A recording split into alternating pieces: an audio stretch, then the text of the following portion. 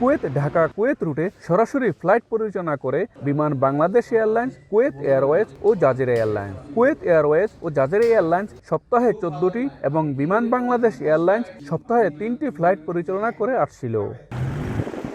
কয়েক মাস আগে হঠাৎ করে 3টি ফ্লাইট কমিয়ে দেয় কুয়েত এয়ারওয়েজ ও জাজিরা এয়ারলাইন্স। এতে বেশি খরচে অন্য এয়ারলাইন্সে যাতায়াত করতে হচ্ছে প্রবাসীদের। আর্থিক ক্ষতিসহ বাড়ছে ভোগান্তি। এর মধ্যে 26শে এপ্রিল থেকে 11 জুলাই পর্যন্ত 2.5 মাসে কুয়েত ঢাকা কুয়েত রুটে মাত্র 3টি ফ্লাইট বিমানের।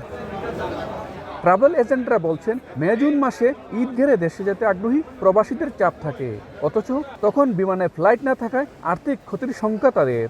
প্রবাসীরা সাধারণত ঈদকে সামনে রেখে দেশে যেতে চায়, কিন্তু শিডিউল না থাকার কারণে আমরা প্রবাসীদের চাহিদা মতো বিমান বাংলাদেশের টিকিট দিতে পারতেছি না। বাংলাদেশ বিমান মে মাস এবং জুন মাসের ফ্লাইট না থাকার কারণে এখন প্রবাসীরা অনেকটা ভোগান্তির মধ্যে পড়ছেন। কুয়েত এয়ারলাইন্স প্রতিদিন 2টা করে ফ্লাইট ছিল, তারাও ফ্লাইটগুলি সীমিত করে দিয়েছে। পরিবারের সাথে ঈদ করবেন সেই আশায় আগে থেকেই বিমানের টিকিট বুকিং দিয়ে রাখেন প্রবাসীরা, কিন্তু তখন বিমানের ফ্লাইট না থাকায় বাধ্য হয়ে চড়া দামে অন্য এয়ারলাইন্সের টিকিট কিনছেন তারা।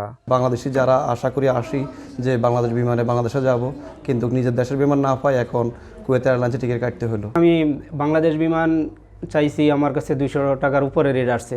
ফ্লাইট নিছি 122 টাকা দিয়া, বাংলাদেশ বিমান আমি সিট পাইলাম না। ঈদের সময়ে বিমানের কুয়েত ঢাকা কুয়েত রুটে সরাসরি ফ্লাইট না থাকায় যেমন ভোগান্তিতে পড়বেন কুয়েত প্রবাসীরা, তেমনি দেশ হারাবে বিপুল পরিমাণ রেমিটেন্স, বলছেন সংশ্লিষ্টরা।